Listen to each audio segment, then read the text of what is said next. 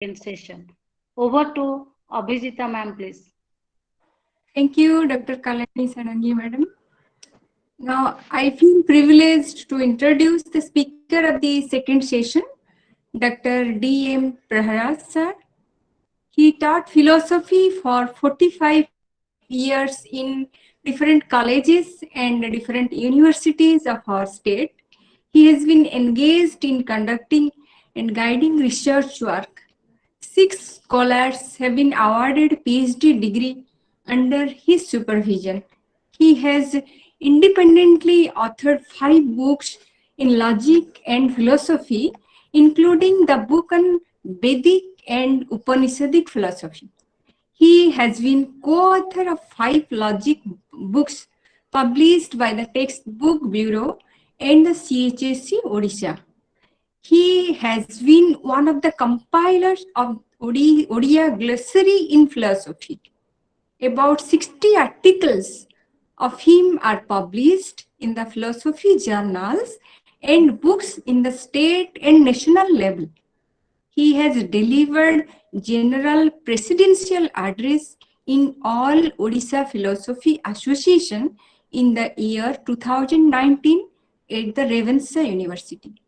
He has received the Lifetime Achievement Award in Philosophy from All Odisha Philosophy Association in the year 2018 and also from PG Department of Philosophy, MPC College, Baripada previously. In this session of the webinar, he is going to speak on the topic Vedantic culture, how far humanistic? Vedantic culture, how far humanistic? With this, I welcome you, sir, to deliver your speech to the audience. Over to Dr. Praharaj sir. Sir, please, sir. Please, sir, continue. Praharaj sir.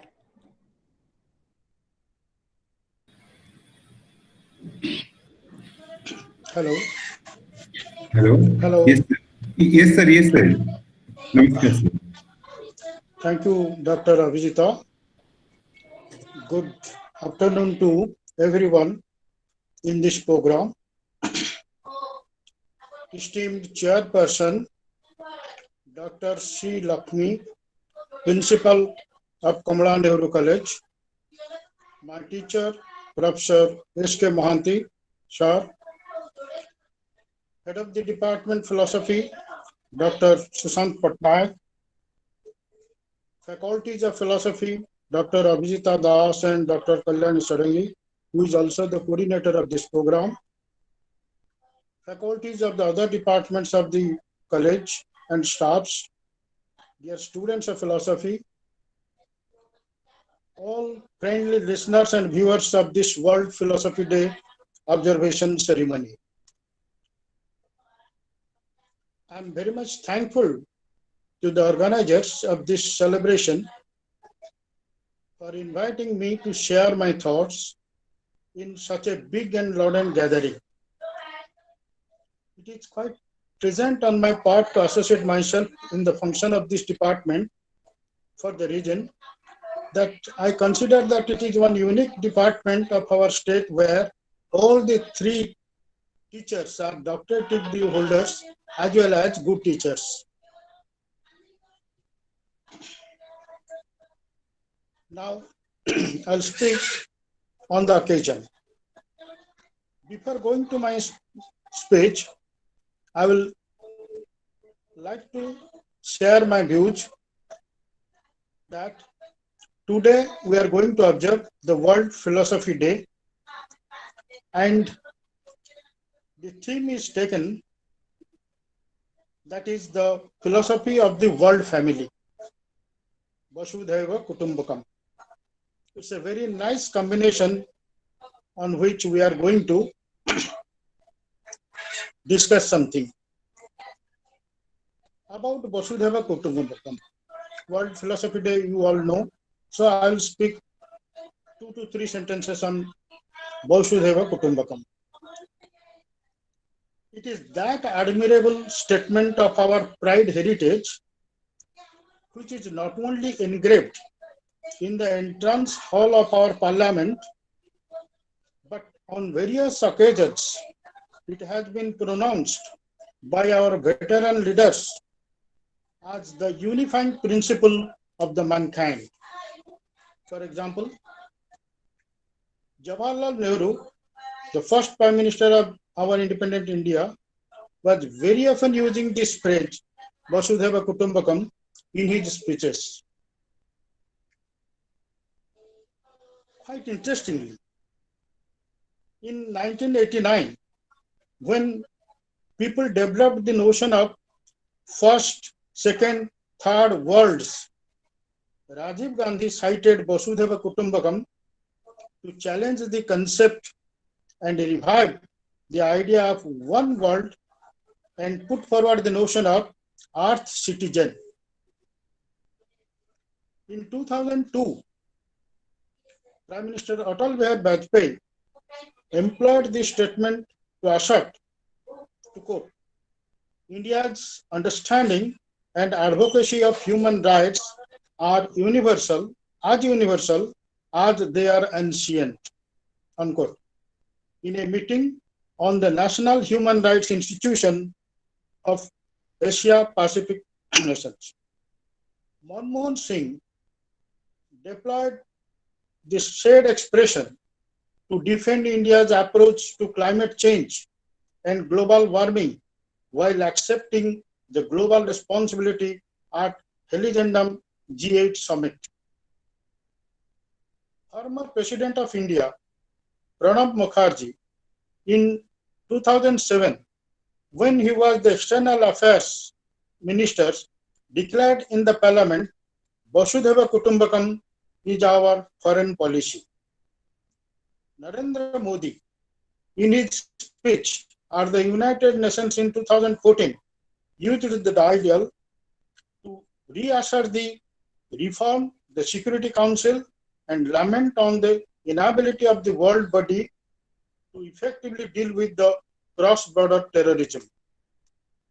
President Ramnath Kovind, in the context of India's nation-building project aiming at building a composite and cohesive world, has used this ideal of Vasudhaiva Kutumbakam. And most astonishingly, in 2018, at Davos of Switzerland, the Prime Minister in his speech has also referred that ages ago, India echoed Vasudhaiva Kutumbakam. All these instances remind us the importance of the lofty ideal of Vedantic statement, Vasudhaiva Kutumbakam, which is the theme of this periodical program. Prior to my deliberation, you have all heard my teacher's deliberation on earth ethics, which was very scholarly, simple, as well as most befitting for this occasion. I will also take attempt in that direction from different angle. Now, I will introduce my topic by mentioning some introductory words. Those are, few days back, I was informed by the faculties of philosophy of Kamala Nehru College to speak something centering around the lofty ideal of Vedantic thought, Vasudhaiva Kutumbakam. Being influenced by the concept of practical Vedanta of Swami Vivekananda, I said I would like to speak something about the practicality of this lofty ideal of Vedanta, which appears to be very much utopian in the present scenario of the globe. Nobody knows when in actuality world was factually treated as one family, when the world population was supposed to be only 40 million in 5000 BC. Now we are thinking about the actualization of the world family when the population has reached 7.8 billion in 2020. With so much of political, economic, religious, and cultural diversities in and around 195 or 196 recognized nations of the globe. Very often we talk about it, we aspire it, and we suggest actualizing it. Everyone knows that it would be like that of searching the black cat in a dark room where it is absent. Then what is the fun of proposing about the utopian ideal? In order to answer this question, I would like to mention the example of advocacy of another utopian ideal. That is Gandhian concept of Sarvodaya. This concept of Sarvodaya stands for the upliftment of all. Many criticize Sarvodaya to be utopian, as the utopia upliftment of all to be practically not possible. But Gandhian approach was that there must be maximum effort for the achievement of the goal so that upliftment of the majority can be possible. In the similar manner, it may not be possible that each and every will realize the Vedantic ideal of Vasudhaiva Kutumbakam, but the effort must be there to realize the ideal behind it and to maximize the understanding, realizing the attempt in the adoption of such Vedantic ideal in our life. This webinar is an effort in this mission. Now, my teacher Saroj sir has already pointed out, still then I am adding to it. While talking about the Vedantic culture, of which Vasudhaiva Kutumbakam is an essential component, it is quite interesting to note that the other notable cultures are not far away from this ideal. This point has been emphasized by my previous speaker, Maishar. From the internet source, it has been collected that this principle of fundamental unity and interconnectedness of all life forms are also emphasized in various ways in different manners in different spheres.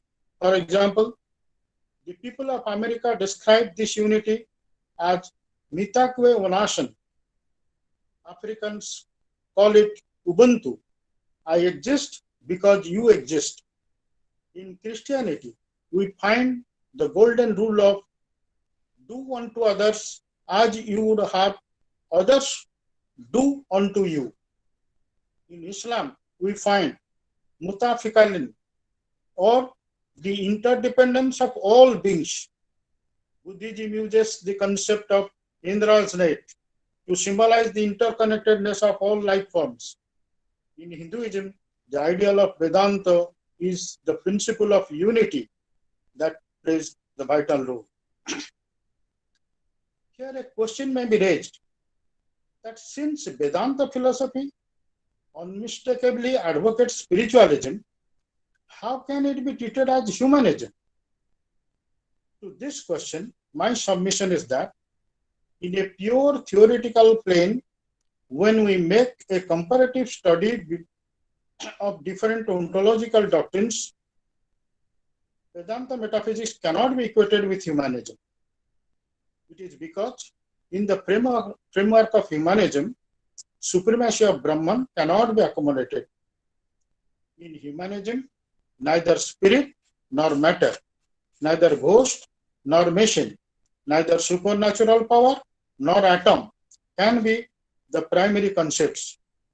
But what I am going to say is that the practical aspect of Vedanta is well connected with the human affairs and can lead to a humanistic Vedantic culture. For me, the philosophy of Vedanta is the reality about man, for the sake of man, in the sense, for the knowledge of man, and finally to be realized by man, in the sense, it has to be reflected in the living of man. So, it has to be humanistic, but need not be anthropocentric. Why I have mentioned that it need not be anthropocentric? The reason is that many people suffer from the habit of criticizing anthropocentrism on the ground that in this framework, all other species and flora and fauna are neglected and not taken into account which does not arise in case of humanistic approach.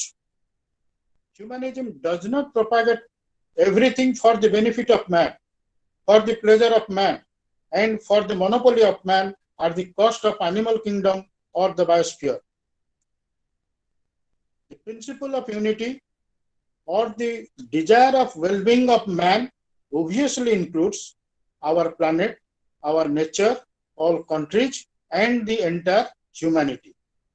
With this background, I have decided to talk on Vedantic culture, how far humanistic, with reference to Vasudhaiva Kutumbakam. My talk will comprise two sections. First, about the expression Vasudhaiva Kutumbakam and the picture of our Vedantic culture. Second, the statement Vasudhaiva Kutumbakam, how far it is humanistic. The first section. The expression Vasudhaiva Kutumbakam, which is treated as the most important recommendation for the mankind, originally occurs in the Rig Veda, as well as in the 71st verse of the 6th chapter of Maha Upanishad, which is around 800 BC or contemporary of Ishopanishad. It is also found to be used in the Hitopuja Desha. The expression happens to be the combination of three Sanskrit words, as Sushant has pointed out: Vasudha, Iva, Kutumbakam, to mean the earth alone, a family. Normally, it is understood as one earth, one family, or the whole world is one family. It is as good as saying all beings on earth belong to a single family. The presence of the word Kutumba or family, which is a social concept, shows the import of the expression that not only biologically or anthropologically mankind is one species, but socially also oneness has to be realized and established. I have translated the whole verse, which has been mentioned in the Maha Upanishad, in the following manner. English translation. The narrow-minded only considers one is a relative and the other is a stranger.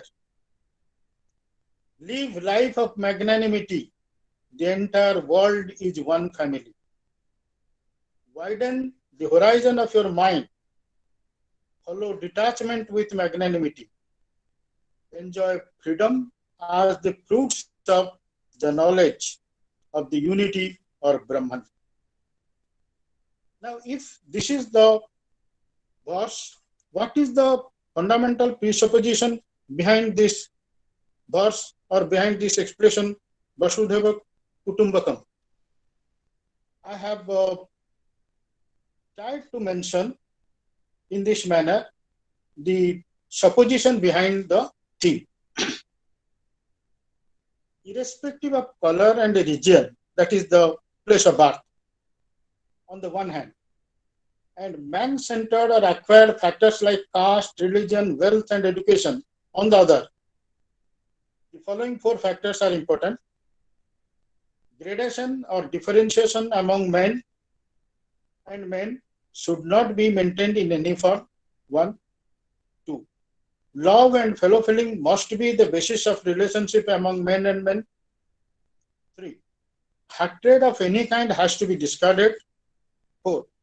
Absence of right knowledge is the basis of duality or plurality.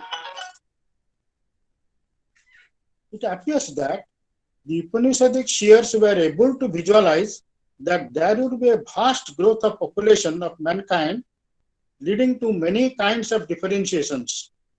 And there will be the necessity of the realization of oneness or unity among souls. Thus, Vasudhaiva Kutumbakam, which is enriched with the Vedantic ideal of ancient wisdom, is the Vedic manifesto for the better future of mankind and ideal living. Coming to similar statements, similar views, Vasudhaiva Kutumbakam is not the only statement to express this Vedantic idea.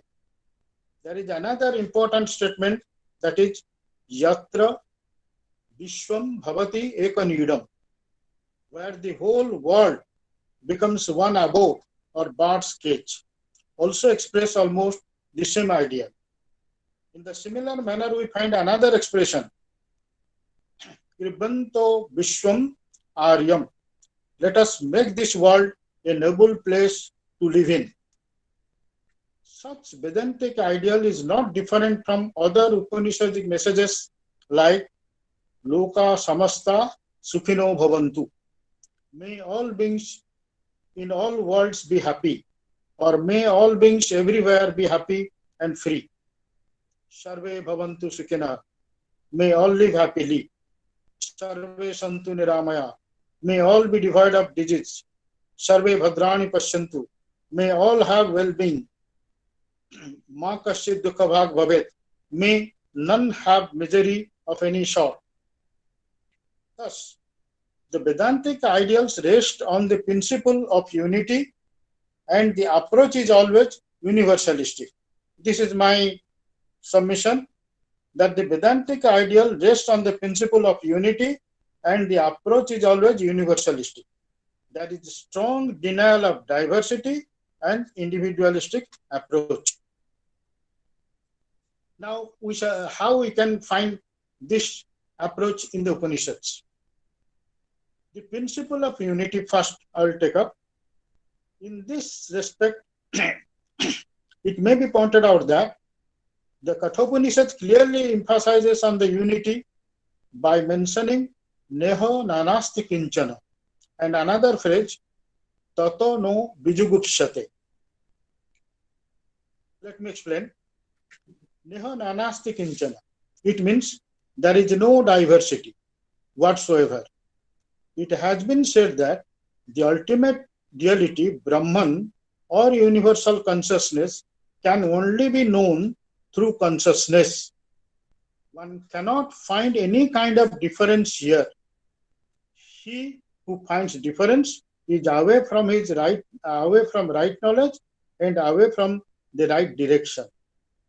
Similarly, the meaning of Tatono Bijugupshate is there is no hatred for others.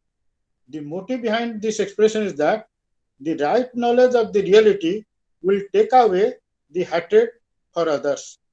It is because the right knowledge constitutes the knowledge of oneness, non-difference.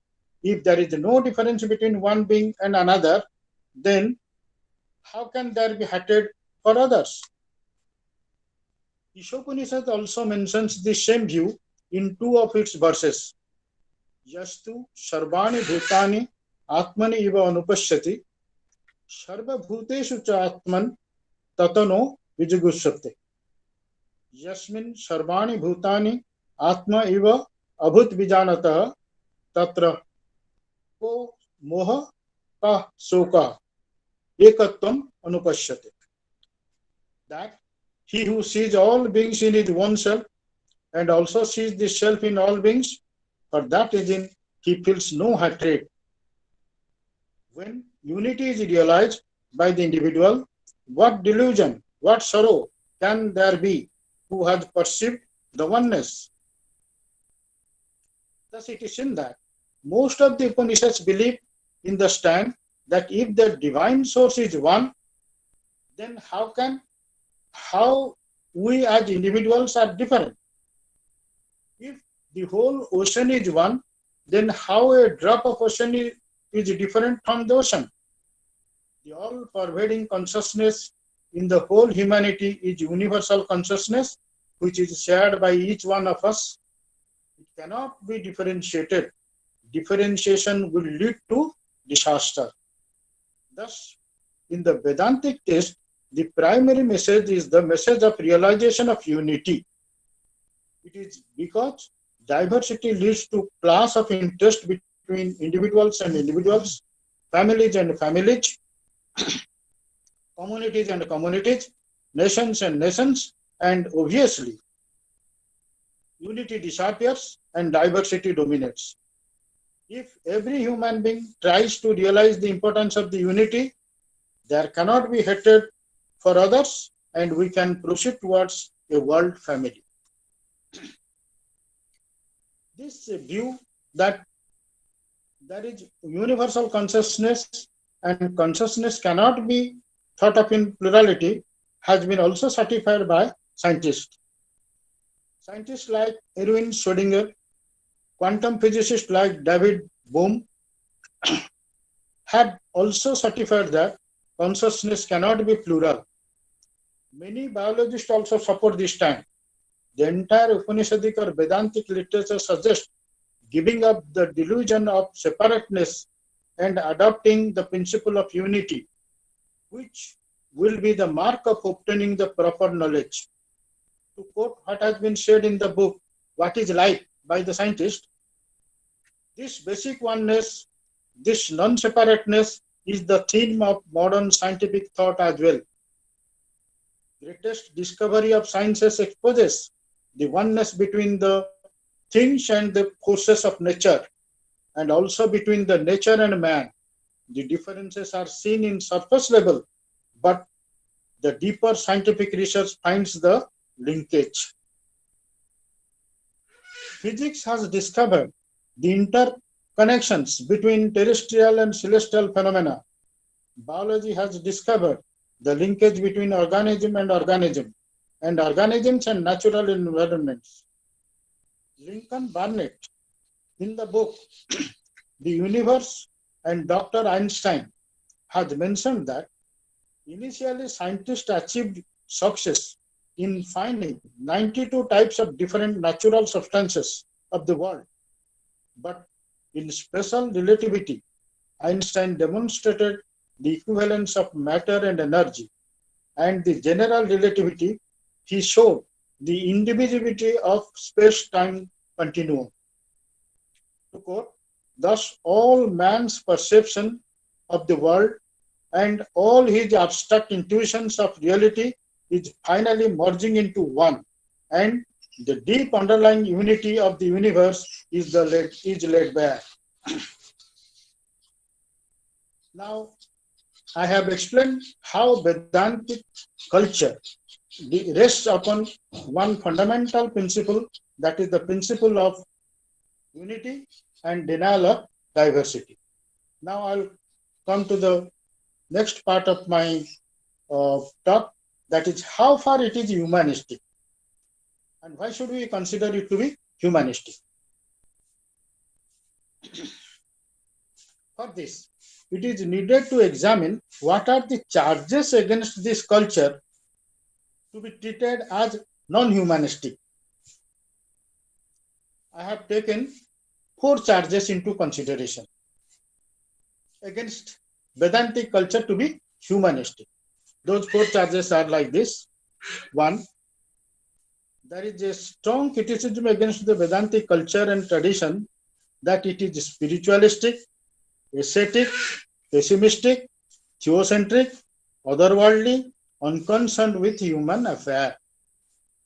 There might be some humanitarian considerations here and there in Vedantic literatures, but for that, it cannot be treated as humanistic. The second one, whatever humanistic ideals are there, those are confined to minds only. Third one, Vedantic ideal is unable to provide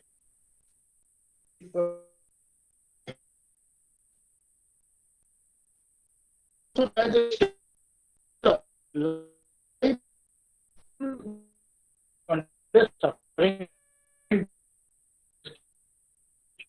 judgment, world is all aspects of this as do has been which different the synthetic denial human and the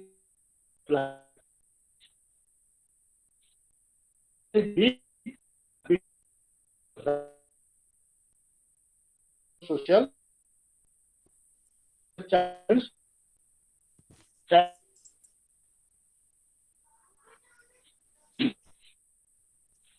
In fact, it is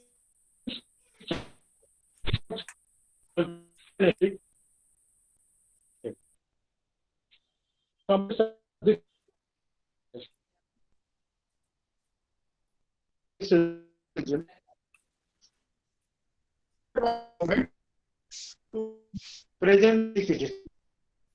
Man intended to build a what and build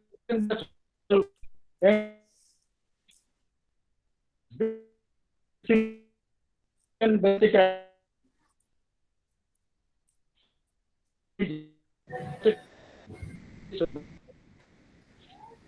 Hello. Hello, sir. Hello.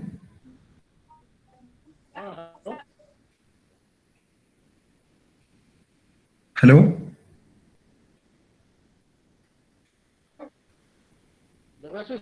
Hello Prahlad sir आपन को आवाज सुना जाउनी network issue हो जे आपन कर hello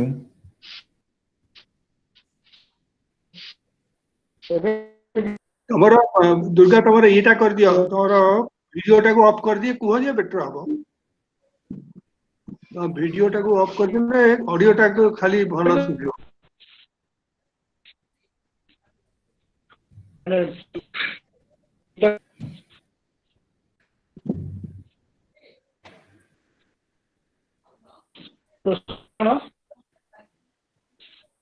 your picture is not clear okay but voice also is breaking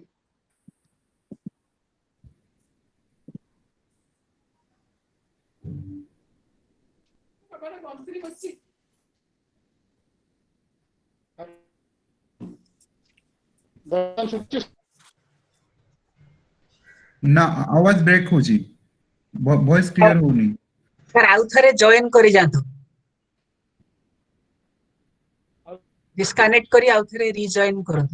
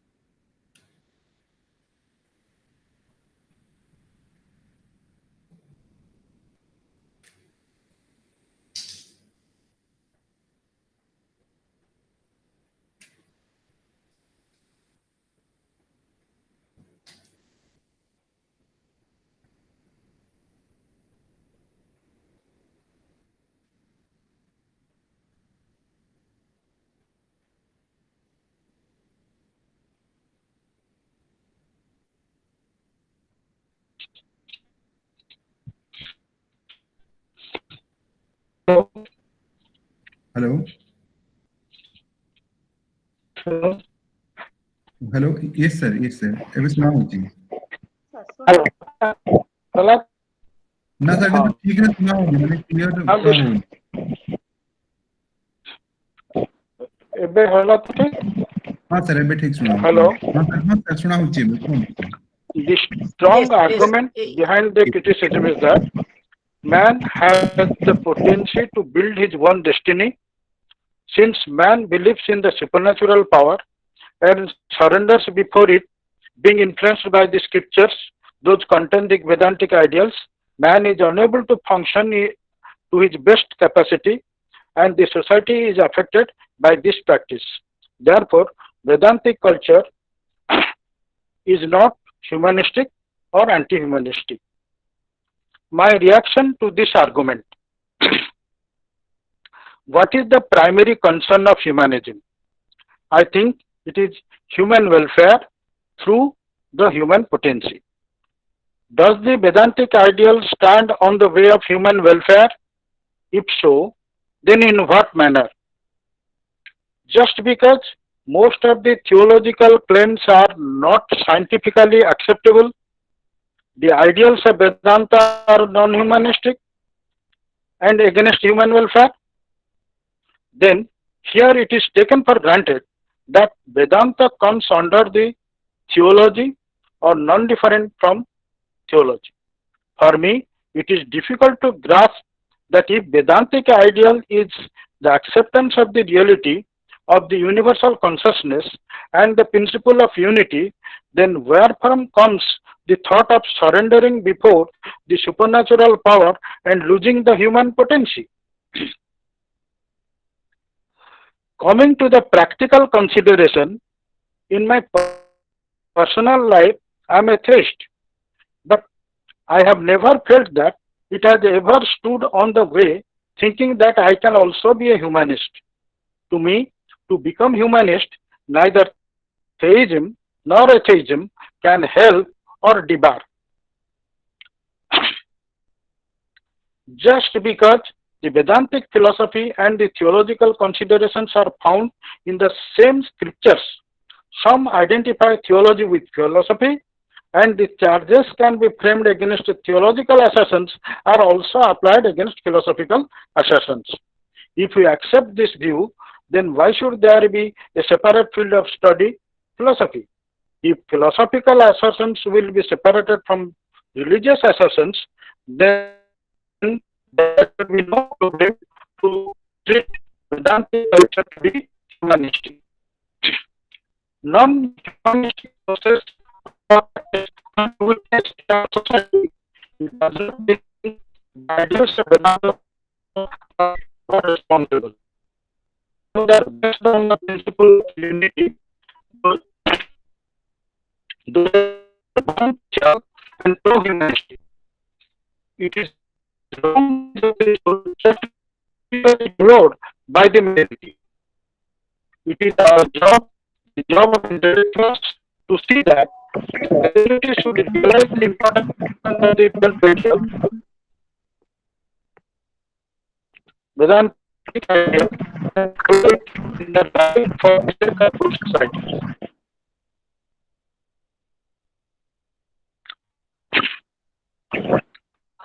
We have seen that there have been attempts to work out the slogans like liberalization. Is there any issues?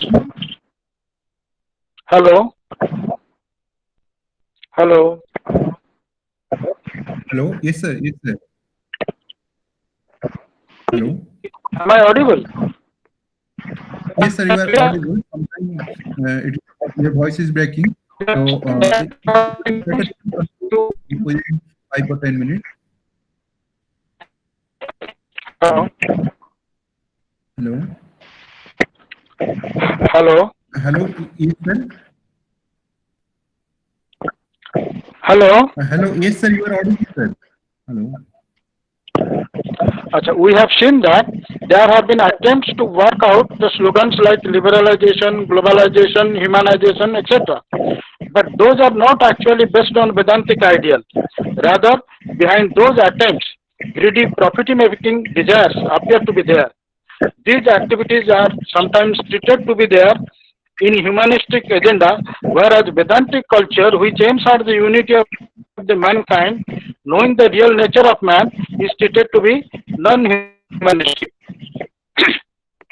To me, respecting humanity and being human is part of human nature.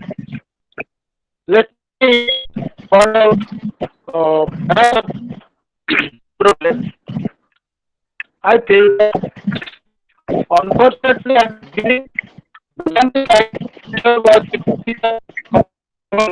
was one of the two vitamins and deliberately kept the common man given a blast.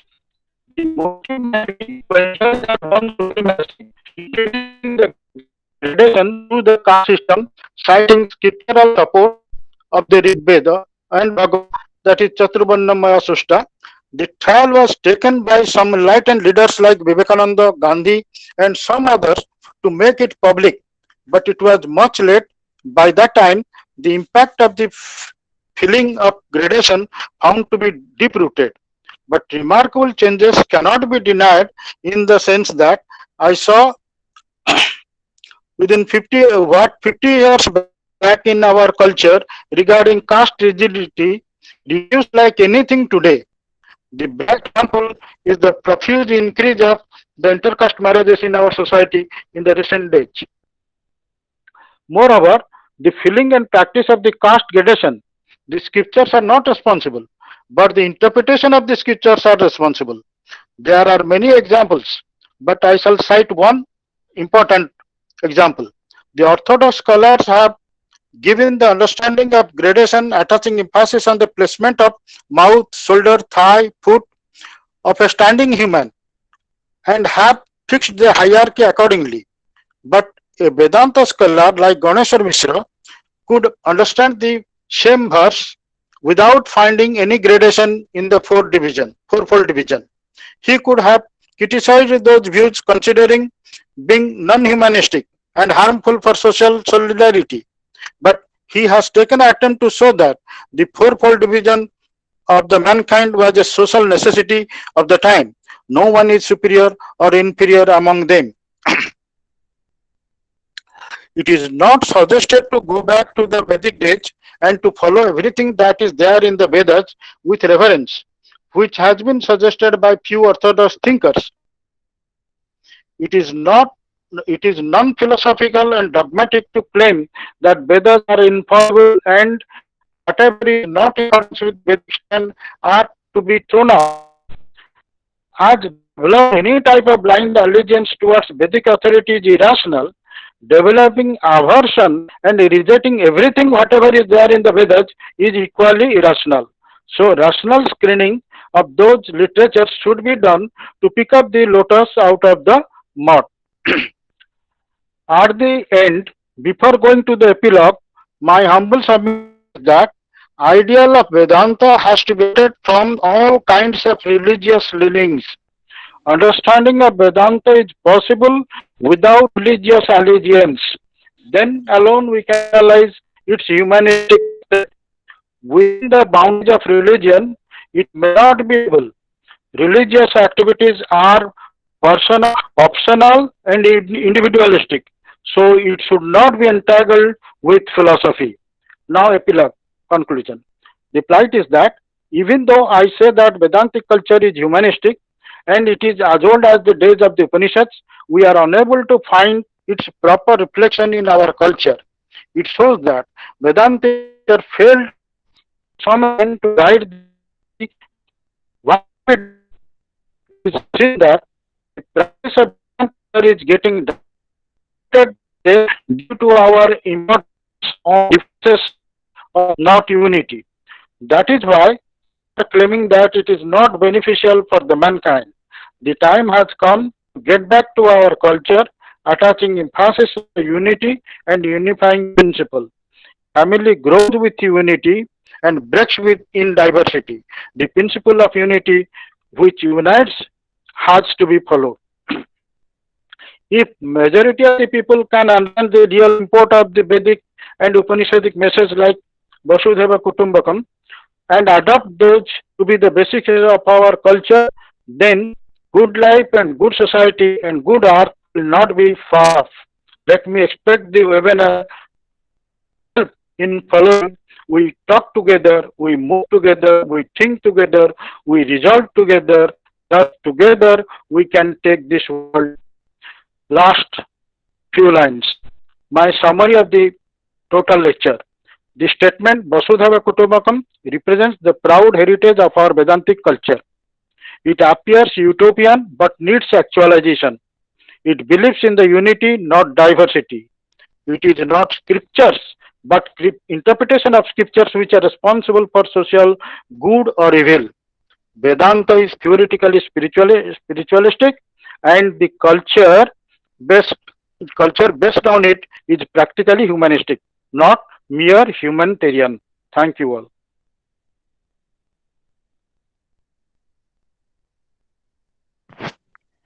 Thank you, sir, for your Over to Kalyani. thank you, sir, for your very innovative way of discussing the concept Vasudhaiva Kutumbakam from the glass of Vedanta tradition. And in your deliberation, you began with the principle of unity, which is nothing other than the ideal of the Vedanta tradition, where there is through Sravana, Manana, and Nididhyasana, that is nothing but the practical aspect of our Vedanta teaching, where you emphasizes on the concept of humanism, and very beautifully you made a distinction between humanism and anthropocentrism, and in your deliberation you identified the very concept of Vasudhaiva Kutumbakam with many Vedic injunctions like Sarve Bhavantu Sukhinaha, Sarve Santu Niramaya, and so on and so forth.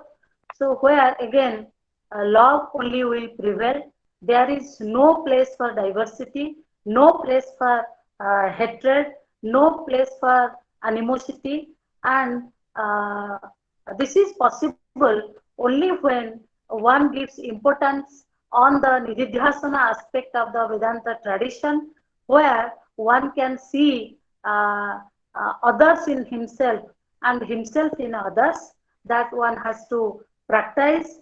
And again, the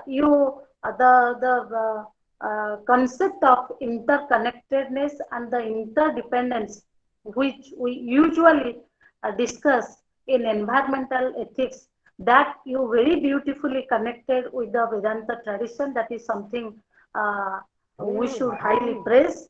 And finally, you conclude that we have to develop not the attitude of sympathy, not the attitude of the apathy, rather we have to develop the attitude of empathy to have a good life, to have a good society, and to have a harmonious and beautiful earth. Thank you, sir. Thank you for your in-depth analysis of the topic. And we have couple of questions. We only take 2 questions because we are behind the schedule. So anyhow, we have to be in time. So we will take up only 2 questions. There is a question from Hanumant Deshmukh. He asked that he only complimented, and there is a question from just a minute, from Suchismita Das. She asked that how is the sentiment of Vasudhaiva Kutumbakam can be realized? How is the sentiment of Vasudhaiva Kutumbakam realized? This is our question, sir. Over to Prahara, sir. Sir, are you there? Hello. Sir, you are audible. I'm there, but I couldn't listen the question. Okay, sir. Sir, there is a question. Please tell me the question. Okay, there is a question from You Suchismita. please tell me once. There is a Yes. question. There What is that question? And the question is that how the sentiment of Vasudhaiva Kutumbakam can be realized? How the sentiment of Vasudhaiva Kutumbakam can be realized? Oh. I have mentioned the passages from Upanishads to give you the method to realize the sentiment. You have to feel oneness among yourselves. The next person which you meet is not different from you. That is difference in the surface level, but so far as the reality of soul or reality of Atman is concerned, we share the sameness. So we need not differentiate between man and man, community and community, and that is the process we can realize the ideal of Vasudhaiva Kutumbakam. So thank you, sir. Thank you, sir. Sir, there is also another question from Srinivasan Krishnamurthy. And he asked that how in a country like India that Vasudhaiva Kutumbakam is possible when we have multi-religions, multi-cultures, multi-traditions, multi-languages, multi-caste and multi-colored people. Okay. It's no doubt a very common thinking about it. I have mentioned in my lecture that not only in India we are facing so many religions, so many cultures. So if we are talking about the world, think how many can be possible and how you can think. We can only think in a theoretical level, and this question was also asked in different languages to my to the other speaker. Right. That how if it is a statement from Hindu, then why how can people of other religions will accept it? It is ideal to be followed by one and all, and the ideal is already there in all other cultures. It is not the ideal in our culture, and it is not in all other culture. Regarding India, when the question comes, let me read out one passage that will give the picture of India. This passage is the one of Lord Macaulay's address to the British Parliament on 2nd February 1835. And that passage runs like this. I have travelled across the length and breadth of India. I have not seen one person who is a beggar, who is a thief. Such wealth I have seen in this country, such high moral values, people of such caliber, that I do not think we would ever conquer this country unless we break the very backbone of the nation, which is her spiritual and cultural heritage. And therefore, I propose that we replace our old and ancient education system, our culture, for if the Indians think that all that is foreign and English is good and greater than one, they will lose their self-esteem, their native culture, and they will become what we want them, a truly dominated nation. Second part of the quoted thing may be dropped, but learn the first part. He has experienced India to be one so far as culture is concerned. So diversity is our formation, unity is our aim. We have to over this. Thank you. Hello. Thank you, sir. Uh, Thank you, sir, for your accepting our invitation, for presenting the paper on the eve of the World Philosophy Day, and for your very thought-provoking and very clear presentation. Thank you, sir. May I now have the pleasure of requesting our head of the department and the owner of this program, Dr. Sushant Kumar Patnaik, to offer the vote of thanks. Over to Sushant Kumar Patnaik, sir. It is a great pleasure for me to speak in this webinar and to hear from so many learned speakers and the participants. I extend my gratitude to Professor Saroj Kumar Mahanti and Professor Durga Madhav Praharaj for giving us their valuable time today and speaking on this occasion. I thank on behalf of our department, on behalf of our college, to the speakers who agreed and delivered their valuable talks relating to the theme of the celebration of the World Philosophy Day. At the very outset, I would like to extend my heartfelt thanks to ICPR for their financial support to hold their webinar in this manner. And I am also thankful to our principal, Professor Dr. C. Lakshmi Madam, for supporting me in all kinds of academic activities of the department and for his valuable time for our webinar. I'd like to thank Mr. Debashish Sarangi, lecturer, Ellen Mahavidyalaya Baleshwar, for his contribution and technical support to make this a grand success. I am also thankful to my revered teacher, Professor Mahapatra sir, and Professor Mahapatra sir, Olake madam, and very Ryan Mahanti sir, and Dhadeshwar Ghosh sir, and all other distinguished participants. I am also thankful to my students and colleagues for their valuable support.